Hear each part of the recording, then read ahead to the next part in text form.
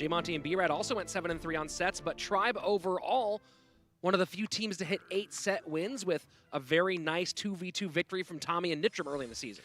Yeah, it's pretty incredible to see Tommy just playing King of the Hill, 1v1, 2v2. It doesn't seem like there's a lot he cannot do when it comes to Clash Royale. Yeah, but I've heard not a good shuffleboard player. Ram Rider again coming out this time for Tribe. This is a deck they have not played a lot this season. In fact, going 0-3, so maybe a bit of a juke here, Andrew. Yeah, I mean, the Ram Rider being used a lot early on, kind of got varied up when we saw more and more Royal Giant, which is always popular, but Lava Hound and Graveyard specifically have really, really increased their appearances here at CRL West in the last few weeks. So when these two squads met during the regular season, these 2v2 duos did not end up going head-to-head. In fact, it was that Nitram Tommy facing off against RazzeR and Vulcan. And you understand why they wanted to put Vulcan in that 2v2 set, kind of change things up, maybe make people more available in King of the Hill in 1v1, but you know, they didn't get the results they wanted out of it, and Colton and RazzeR have been together for so long, it just seems wrong to break them up at this point.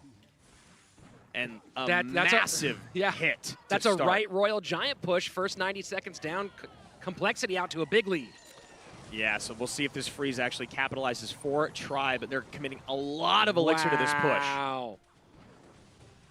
The Musketeer kind of saves that push in the end with all that commitment. Ram Rider doesn't connect, but her big gun takes that left-hand down down to 1382. We are heading into double elixir time. Complexity ahead by a few hundred HP. Yeah, they have to make sure they remedy that defense next time. They were so focused on the Ram Rider that they kind of ignored or neglected that Musketeer, and as you said, she did a lot of work on that tower, almost evening things up to which seemed like Complexity had already started to run away with this game.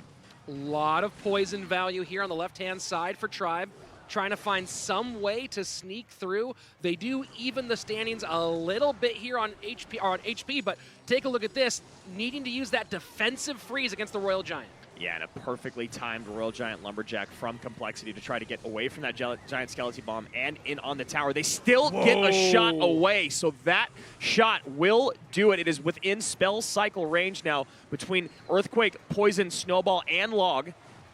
Tribe needs to sell out if they can have any hope of stealing this game back. Ram Rider comes in. Do they have the spells to support? Giant Snowball trying to make some room. A Log needs to come down. Ram Rider does barely connect. Freeze comes in, but she goes down. Yeah, and that now is a huge overcommit. Both the poisons come down, and that is gonna do it. Complexity sweeps Tribe in the first set of 2v2 here at our playoffs. That is such an important way to start this day for Complexity, Andrew. They ended the season with a couple of bumps in the road, and you gotta feel like coming out strong in 2v2.